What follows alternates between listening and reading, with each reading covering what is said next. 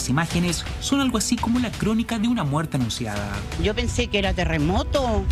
Yo estaba durmiendo, mi hijo estaba viendo televisión y yo pensé que era un terremoto. Mi hijo tenía la puerta abierta y me dice, no mamá, si tiene que haber caído un edificio. Limpiar, botar esto y venir a limpiar y ordenar, porque igual te ve feo, pues se ve horrible, basura, guarenes, de todo tipo de... Tengo información exclusiva, si pudiera decirlo, de que los recursos ya se han provisto para recurrir a una empresa que haga la demolición correspondiente. Estaba claro que estos edificios se tenían que demoler. Estaba claro que teníamos que trasladar a las personas que aquí estaban residiendo.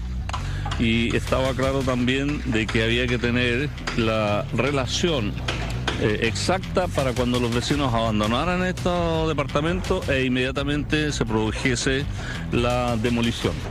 Los recursos no estaban disponibles hasta ese momento.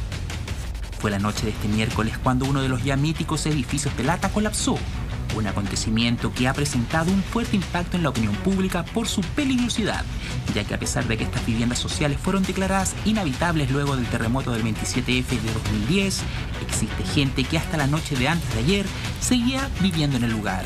Evidentemente se venía arrastrando hace un tiempo y porque nos advirtieron, y yo agradezco la labor de los concejales y del municipio que actuamos como correspondía. Incluso hubo reuniones con concejales que nos llevaron fotografías de lo que estaba ocurriendo en ese lugar. Y por eso nosotros teníamos resuelto y se venía planteando y pidiendo la solicitud primero de prevención y luego de demolición. Pero hagamos un poco de historia. Estas viviendas albergaban a decenas de familias en Michaihue, en San Pedro de la Paz, y fueron presentadas por allá por el 2000 como un proyecto de integración para compatriotas de escasos recursos. Sin embargo, al poco andar, la deficiencia en la construcción hizo que fueran declaradas inhabitables. A pesar de esto, varias fueron las familias que persistieron hasta el año 2010, cuando el 27F acabó con el sueño de la casa propia. 9 años después, este lugar que a todas luces está convertido en una verdadera trampa mortal, era saqueado constantemente por inescrupulosos que buscaban material de construcción gratuito, además de albergar a gente que sin hogar buscaba refugio entre las ruinas del que en algún momento fue el lugar donde varias familias pusieron sus esperanzas. Es una pura suciedad, mucha basura, mucha, y uno llama para la municipalidad, no vienen a limpiar tampoco. Pero ¿de quién es la responsabilidad en este colapso? El año pasado, desde el Serviu, la demolición de estos verdaderos edificios de Lata ya era anunciada. Sin embargo, no son pocos quienes culpan a los vecinos del sector de debilitar los esqueletos y aprovecharse de que el estamento había demorado en generar esta gestión.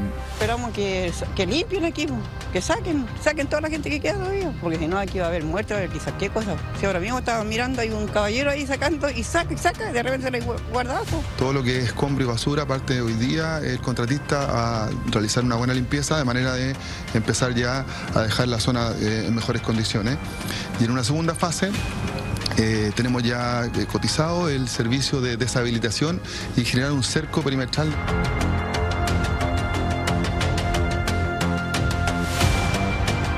Hoy el colapso de estas edificaciones, los departamentos de Lata que en algún momento fueron la solución mal gestada para el problema de las viviendas sociales, están en el suelo, mientras el Serviu reaseguró su compromiso con erradicar cualquier rastro de este penoso y, por qué no decirlo, bochornoso proyecto cuyos cimientos cayeron al igual que las esperanzas de quienes alguna vez los habitaron.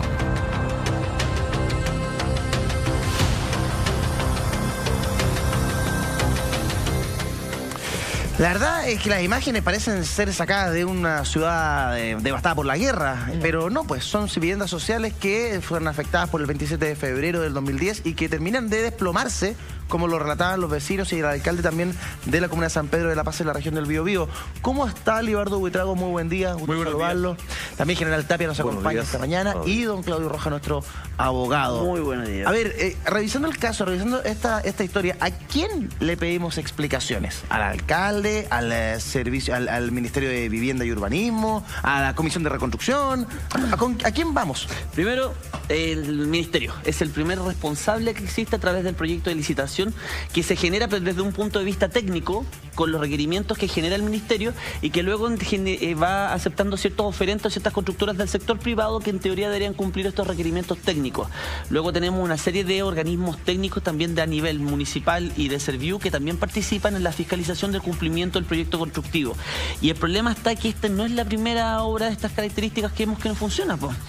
Es muy común que pareciera ser que estas licitaciones huelen a tener un olor arreglado, porque la verdad que dice que hay que ponerle, por ejemplo, muy básico, 10 saquitos de cemento y el contratista le pone 5 nomás. Y así, y este es el resultado que usted tiene cuando no existe una fiscalización. Pero acá estamos viendo la imagen en vivo y en directo de lo que está pasando ahora en San Pedro de la Paz y la verdad, Claudio, parece una casa de hojalatería. Sí. Parecen planchas de lata y nada más. O sea, ahí no hay nada sólido, no hay ninguna construcción, no hay ladrillo, no hay cemento. Me gustaría que vieras... Son conocidos como los blocks de lata. Así le llaman en San Pedro de la Paz. Pero ¿cómo alguien puede haber ganado una licitación de viviendas sociales con eso? Me parece impresentable.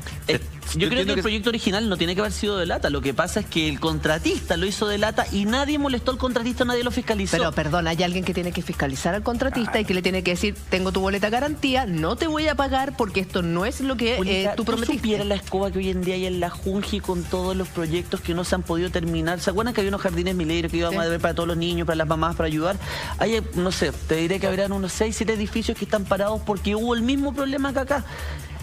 Pésima calidad constructiva, no se cumplieron las normas de construcción y en definitiva, ¿qué es lo que ocurrió? Todos esos edificios hoy en día están abandonados. ¿Y qué están hoy en día? Que las boletas bancarias que presentó el contratista eran falsas. No hay a quién cobrarle. Claudio, estafas de 550, 700 millones de pesos. Perdón, veíamos en la imagen en vivo, estamos revisando imágenes de apoyo, pero teníamos en la imagen en vivo gente que transita por ahí, niños que van pasando por ahí, niños que juegan con sus perros, o sea, es una zona en tránsito, no es una zona que esté acordonada, que es una zona que esté aislada, que esté resguardada, no. Eso está abierto y tú puedes pasar por ahí. San Pedro de la Paz, la región del Biobío en la costa, es una zona en donde llueve, viene con viento y las latas vuelan. Hoy día ahora, el riesgo además, de derrumbe es inminente. El riesgo de derrumbe es inminente porque hay gente que transita por ahí, hay gente que se saca los fierros que hay para revenderlos. Sí, lo venden, efectivamente, y el riesgo de la caída de estos edificios es realmente inminente. Se están robando los fierros y no están cuidando precisamente que la estructura no se desplome. Entonces estamos hablando de una situación que es bastante crítica y podemos discutir largamente lo que son las licitaciones con el Ministerio de Vivienda y Obras Públicas y efectivamente se van por el más barato y ni siquiera le exigen lo mínimo, como estamos viendo en estas imágenes, para que esas personas puedan vivir. Estamos hablando de dignidad. Podemos hablar 2 horas respecto a esta situación. Pero acá tenemos otro problema además, que es el riesgo inminente de que esto se caiga porque hay gente que se está robando los fierros, porque con fuertes vientos esto se desploma. Entonces alguien se tiene que hacer responsable y de una vez por todas limpiar toda esta zona. La ley lo establece. Quien debe hacerse responsable de esto, por desgracia, es la municipalidad. Y el problema está que la municipalidad seguramente de San Pedro de la Paz no cuenta con los recursos para poder demoler. Una vez que se decreta la inhabitabilidad de estos inmuebles, el municipio, habiendo riesgo de derrumbe y habiendo riesgo de los ciudadanos, tiene la obligación legal de demandar o mandar a efectuar la demolición, ya sea a costa del particular, o sea que el particular la efectúe compelido por la fuerza, o bien la municipalidad después cobrándole al particular que ejecutó las obras. El problema que hay acá es que me imagino que el particular debe brillar por su ausencia, no deben existir ningún tipo de garantía y la municipalidad de asumir el costo, me imagino que es un costo multimillonario que no tiene los recursos para hacerlo. Ahora, estos edificios de lata fueron inhabitables el 2010 cuando ocurre el terremoto. Nadie vivía, pero con el paso del tiempo, personas, pese a esta prohibición, llegaban a pernoctar en esta zona, particularmente en situación de calle, y justamente había una persona cuando esto terminó por desplomarse, porque esto parece imágenes de un tornado en Estados Unidos. Sí. Pero no, esto es en la región del Biobío. Resulta que hay otros 4 edificios en estas mismas condiciones, y la preocupación radica en estas estructuras, porque se viene la época de más viento, de lluvia. Entonces, claro, si esto sucedió con un viento que cuando todavía no viene un temporal como tal, Claro. ¿qué va a pasar con estas 4 estructuras? Es la gran preocupación que existe y particularmente por la vida de estas personas que, pese a la prohibición, deciden resguardarse bajo estas latas. Claro. Son personas indigentes, personas que no tienen una vivienda y que optan por pasar la noche en esta situación. Hemos visto en general como estas zonas, como un poquito, entre comillas, abandonadas, y uno mira a la autoridad y se encogen un poquito de hombro, se empiezan a proliferar a partir de distintas circunstancias, por abandono, porque no hay proyectos para construir, o porque el terremoto las golpeó y luego vienen los vientos y se empiezan a desplomar, como lo estamos viendo en pantalla. Pero también se generan focos delictuales en torno a estos sectores. Y es un problema para la gente, para los carabineros de San Pedro de la Paz hoy día, aquello, porque también se dan situaciones de delito en torno a estos sectores. Como tú dices, se transforma en un problema policial de inescrupulosos que no cumplen las especificaciones técnicas, que un sistema de control es ineficiente y tenemos edificios que están construidos. Imagínate si le entregan esas viviendas a gente y están viviendo ahí grupos de familia y se caen. ¿Quién responde? Nadie.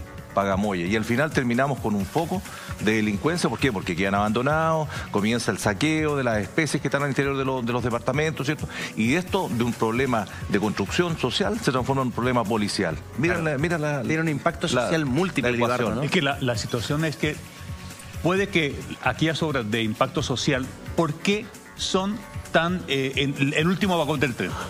¿Por qué lo son? En el seguimiento, en lo que es el desarrollo. Y tú tocas un tema importante, Julia, y es la dignidad. A mí me parece que la dignidad de las personas en cuanto a la habitabilidad, que es lo que le vamos a dar como Estado, es una gran deficiencia. No le hemos subido el estándar, no se lo hemos subido. Entonces, aquí, si uno revisara para atrás toda esta cadena de situaciones, se va a encontrar con que la corrupción es el nuevo Dios de estos tiempos, el nuevo tótem. Esto es corrupción abierta, esto es abierta corrupción. Entonces, estamos apareciendo en que estamos viendo un nuevo Dios para adorar, que es la corrupción. Y unos aplaudirán, otros de vez en cuando criticarán, pero no la estamos combatiendo efectivamente. Por ejemplo, esto debería haber estado ya votado, votado para evitar cualquier situación.